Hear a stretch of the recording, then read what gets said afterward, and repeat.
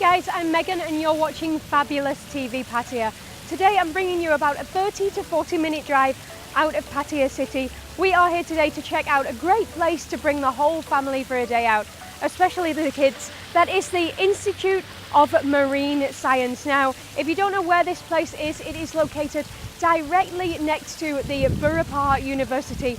Inside there is so much to see, all the marine life. There's also shows, feeding the fish, and there's lots for your kids to learn here too. It's a great day out and not far from Pattaya city, so come on, let's head inside and check it out.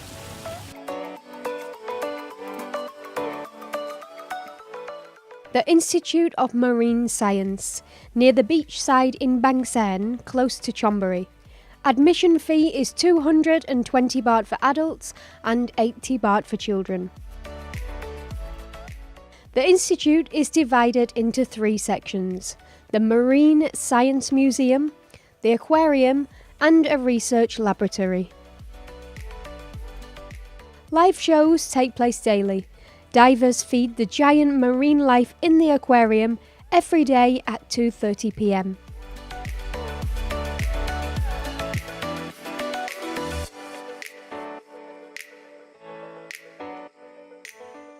There's also many other interesting things to see, such as the skeletal remains of a whale which was washed up on the nearby Bang Sen beach, as well as hundreds of different kinds of beautiful marine life.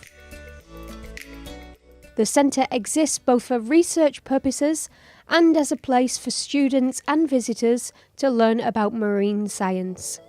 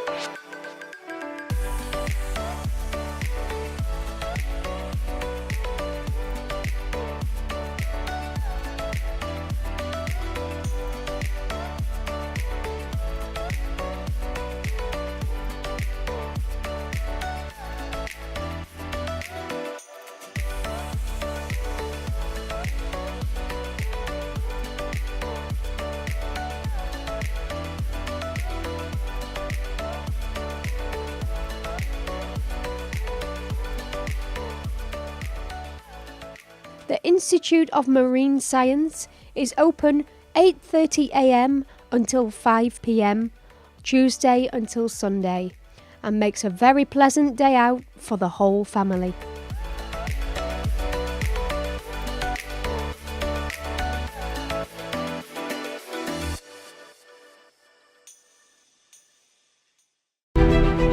Coco Fitness in Mike Shopping Mall is giving away free yoga and Zumba classes to all members. And you get their state-of-the-art fitness equipment, air-conditioned studios, and a choice of classes too. Gents, buy 3 months, get 1 free. 6 months, get 2 free. 12 months, get 3 free. And for the ladies who are looking to keep in shape, you get 50% off all memberships. Take advantage of these great deals now, from 7 a.m. through till 11 at night. Coco Fitness, no excuses.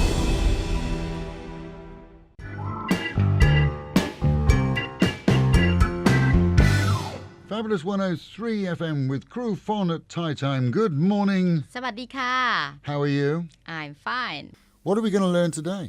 Yeah, about we still have the word jai. You remember? Oh yeah, happy, There are so the many. feeling that you have, emotion. Yes, and there are so many, you know. And actually, as I told you, Thai people like to do something with only also with their heart, you know. Right. Sometimes they do something not because the way they think, but it's just coming from the heart. Right. So I would like to continue about Okay. this the jai. Right. Like สบายใจ Sabai Jai. What does that mean? สบายใจ is you are happy สบายใจ So I can say Pom Sabai Jai. Yes. I'm happy. Yeah, I'm happy. Yeah, everything is going well. I'm สบายใจ ผมสบายใจ Back tomorrow with Crew Fon on Fabulous 103.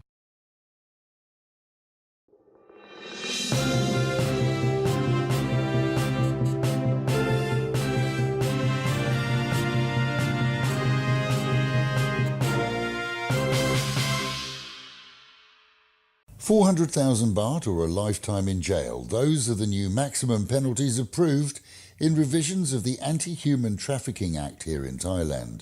Enough perhaps to see press gangs and rogue employers cut back on forced labour, which, to be fair, has been on the decrease for some years after a clampdown. 5 provinces that saw areas re-voting at the weekend have now seen the count confirmed. Complying with election regulations, the vote made, of course, no difference to the final outcome for the future government. The winners in each of the polling regions remained the same as in the original vote. In Bangkok, a drug-using father who suffocated his toddler and hid the body until it was discovered last September has been sentenced to 26 years behind bars. The mother was sentenced some while back to 27 months in jail for helping him hide the body. UK media may have dropped a Scotsman in the deep this week.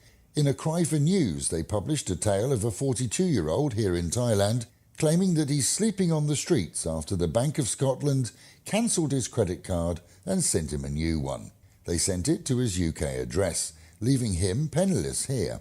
A weird story for sure. He has 2 more weeks of his holiday left, but is forced to work here to make ends meet until he can go home.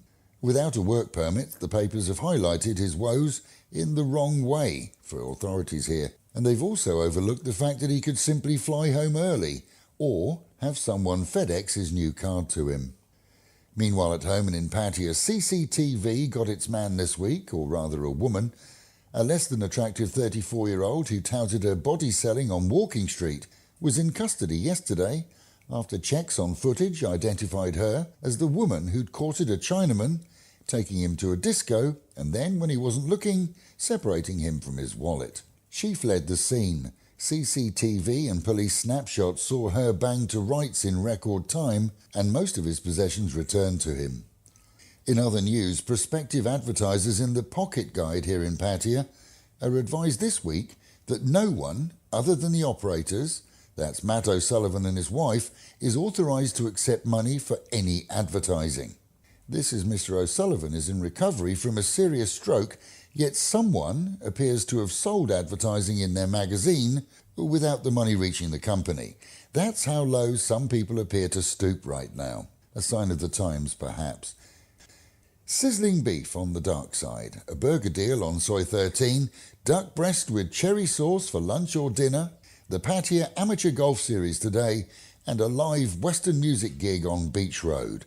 For details on all those, savings and events, along with the latest TV shows, radio and news, visit alwayspattaya.com. And if you have a business with something to offer, visit alwayspattaya.com and list it for free. And with the Met Office promising highs today of 34, the real feel of 41, dropping down to 30 tonight, and a sunny day, that is the local and national news from Fabulous 103 FM, keeping you in touch with Thailand, and of course Pattaya, the city of fun.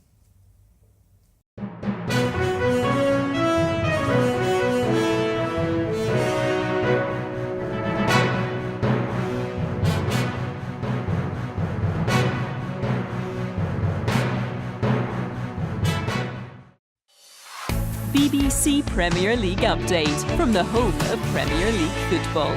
Hello, this is Jo Parsons at the BBC Sports Centre.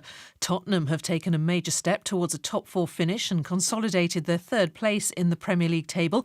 A 1-0 win over Brighton maintains their 100% record at the new stadium, where they have yet to concede a goal, and it puts them 3 points ahead of Chelsea and 4 ahead of Arsenal.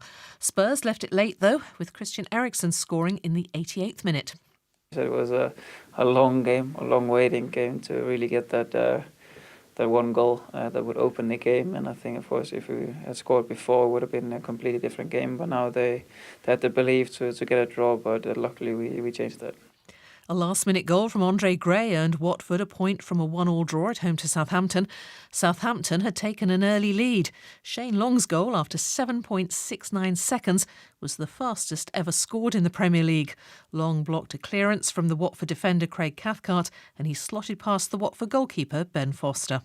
Yeah, not a bad record to have. The manager said to have a quick start, go out and put them under pressure, and 99 times out of 100 you don't block them, but it felt nicely. Took a touch across him, and Ben is an amazing keeper. He spreads himself so well. So I knew before the game the dink was a good finish against them, and luckily it came off. The Manchester United boss Ole Gunnar Solskjaer insists many of his players have the club DNA after criticism of the side's thrashing at Everton. That was United's 6th defeat in their last 8 games. They face Manchester City on Wednesday at Old Trafford, and their manager Pep Guardiola says he can empathise with Solskjaer. I'm close to Solskjaer. I understand perfectly his position. I am with him. So we are alone, we feel alone, and that's why I understand complete his position, because it happened to me, it happened all the managers around the world. So we can sustain and stay if we win. If not, we are in danger. And I am with him, so I support him, honestly. And for more football news from the BBC, go to bbc.com/football.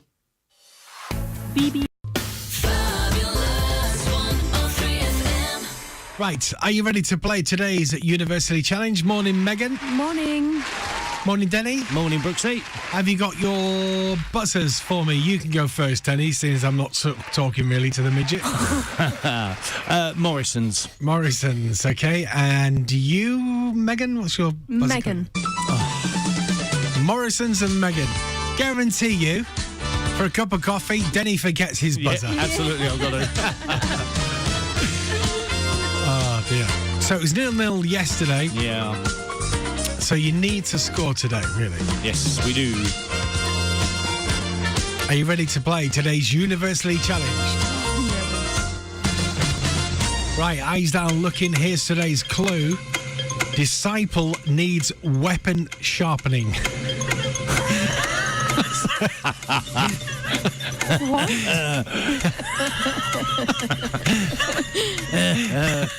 That's a terrible clue, isn't it? God, dear. Right, okay. Disciple needs weapon sharpening. The disciple needs his weapon sharpening.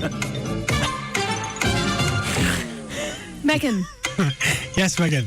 James Blunt. Yeah, that's it. So did you say your buzzer?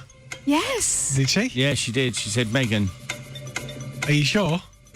Yes, I did. Okay, Well done. Megan. Okay, James Megan, Blunt. go. You're saying James Blunt? Yeah. Was James a disciple? Was he? Are you Yes. sure? I got Yes. the Blunt Matthew, bit. Mark, Luke, John. I've never heard of James. James was not a disciple. Oh, That's no. not fair. That clue's Hang on wrong. a second. Yeah, I Yeah, never... James was not a disciple. Absolutely. Are I've you done religious sure? education at school, yeah. So the clue was wrong, so nil point. Is he called James Blunt? Or is it John Blunt? You know, that's Cockney slang, that is. Honest. What, James Blunt? Yes, it is. Oh. Right, well, I don't really know because I'm not religious, so... Google it. Yeah, because that Yeah, would... Google it. Come Yeah, on, 'cause you- I I was can't thinking Mark, Google it Matthew, because I'm Luke, filming with John... my phone. Hang on a second. We'll Come on, find out. Ben, you've got yours there. No, that's right, John's quicker than me. He's got bigger thumbs than me. Bigger, I said. So I'm going to search in for what? Names? Well, was Oh. James the disciple? There you go. I don't think he was. Really, which is not fair because the clue was wrong. So I was going Matthew, Mark, Luke, John. There's no James. Okay, Peter, Yeah, Andrew, yeah. Zebedee. Zebedee. Magic roundabout. Really, Zebedee was his disciple? No. Oh. What are you on about then? What are you talking about? Oh, come on. Oh, I want to know now. It's those... Go on. I won't say it. Right, okay. Was James a disciple? Here we go. Hang on a second. Let me look this in. This is... You can tell it's live radio anyway. Yeah, that's right, yeah. You want me to do it for you, Denny? No, I can spell. Was James. James. Well, I don't know what we're going to do if he wasn't disciple. There you go, disciple. James, son of Zebedee, was one of the 12 apostles of Jesus, traditionally considered the first apostle to be martyred. So you were wrong. Yeah, Dennis. but he's not a disciple. Well, you went. Well, it He's just an said. apostle. There's a difference. Oh, dear. Right, Oh, well, I still got it, so... Yeah, well done. I'm really pleased with that. That's unbelievable. That clue is so dodgy. Really. Listen, no, I don't write the clues. I'm going to have a word with the Reverend this afternoon and ask him. Go and speak to Reverend. There's a Reverend D in the retirement home. Yes. So we'll have to have a steward's inquiry, Meg. Really? But I Because- still got it. No, he's an apostle, not a disciple. There's a difference. There really It is. doesn't matter, even if the clue was wrong. Well, then no. Half of the clue was right. Well, No, Zebedee was a disciple. No, I'm talking His about son was an sharpening his apostle. blade or whatever it was. His weapon. Oh dear. Right, stop it. right, we'll have a steward's inquiry. Yeah. Jenny, his glasses have steamed up. Steward's inquiry. We'll get back to you tomorrow and let you know who's won, okay? Lovely job. My life is brilliant.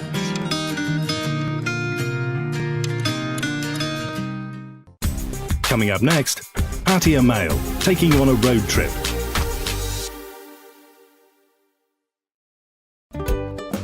Isn't it time that you escaped to the island of Koh Chang and relax at a brand new resort that promises luxury along with the best of island life? The Elysian Pearl is a family-owned resort offering excellent and affordable accommodation with sea views and easy access to the ferry, but not in a crowded tourist area. Jungle, hillsides and waterfalls, elephants and more, all within easy reach. We can arrange transport from the ferry, or you can drive to us and park. Google Elysian Pearl Koh Chang for details. Elysian Pearl Resort, Koh Chang's newest, brightest secret, is out now. Hey, trouble and strife. Hey, sorrow, won't you be my wife? Hello there, Jeff Carter here today at Lamai Food Market, and this is the first stop today on my mooch about the island. This is where I come for my pork and noodle soup in the morning. Hello. There's the lady now with my ice. Thank you. Yep, there it is, look. And we just fill it up with water, don't we? Yep. Hey.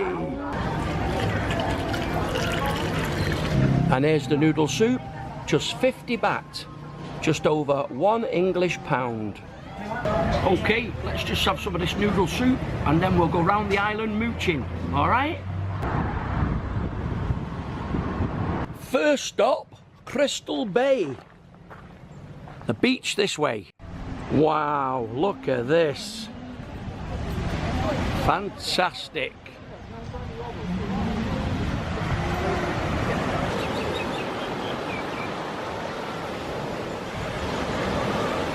Crystal clear seaside, look at that. And now we're going to take a look at the Crystal Bay Resort and restaurant. Absolutely beautiful. Look at that. And you can stay in these rooms here if you've got big money. Look at that for a view. Absolutely stunning. This now is Koh Samui Lamai Viewpoint. Crystal clear sea waters. Lamai fresh coconut ice cream, and I absolutely love it. So I'm going to get one. Hello, love. Can I have an ice cream, please? Coconut. Yes. So now we're getting a freshly made coconut ice cream, which is very delicious, yes? It's the homemade ice cream and we fresh every day. Wow. How much is that, please? 70 baht, please. Thank you. Nice. Very nice. It's in a real coconut shell. But this ice cream, wow. Even if I do drop the spoon, it's that gorgeous, unbelievable. You've got to try some of this when you come It's a lamai. It's even got fresh coconut, look. Wow, fantastic. And now we're coming up to Fisherman's Village. Part 2 of this episode of Pattaya Mail tomorrow, right here on Fabulous Pattaya TV.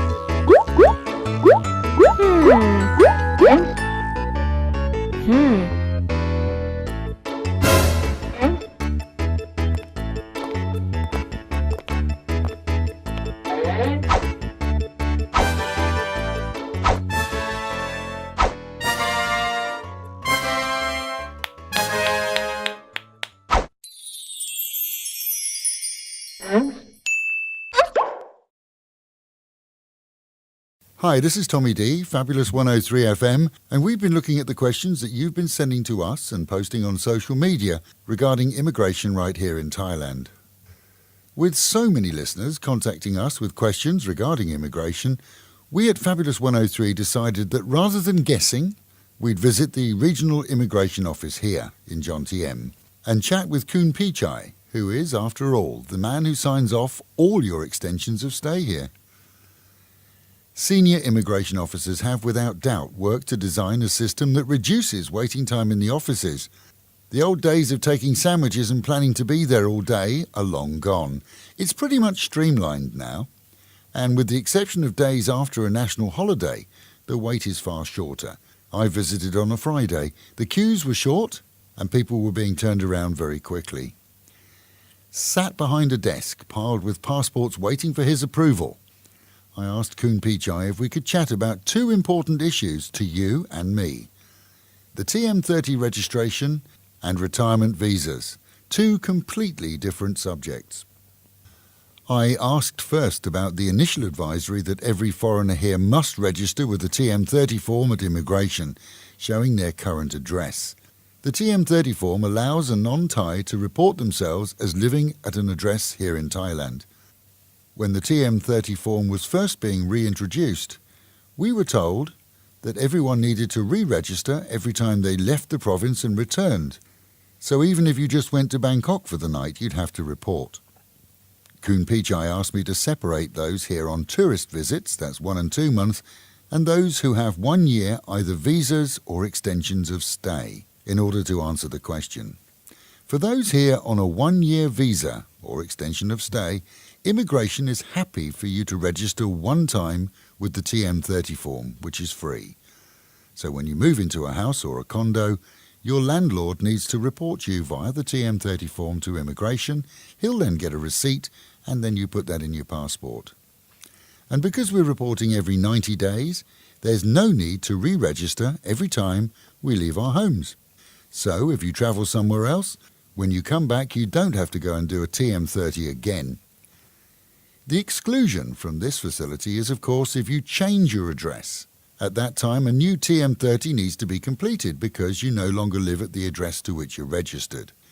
This amendment has been made to make life easier for expats living here on a permanent or semi-permanent basis. For visitors to Thailand, it's different. Tourists and those on 30 or 60-day visas are treated differently because what they have is not an extension of stay. When a visitor to Thailand stays overnight, their host must register them with immigration, even if they're only staying for 1 night. So if you have a house guest, it's your responsibility to process a TM30 form, and there's a fine if you don't. All guest houses and hotels must register guests. The fine for not doing so for hotels is 10,000 baht right now, and it's expected to rise soon to perhaps 4 times that, with the fine for homeowners or condo owners rising to 10,000 baht too.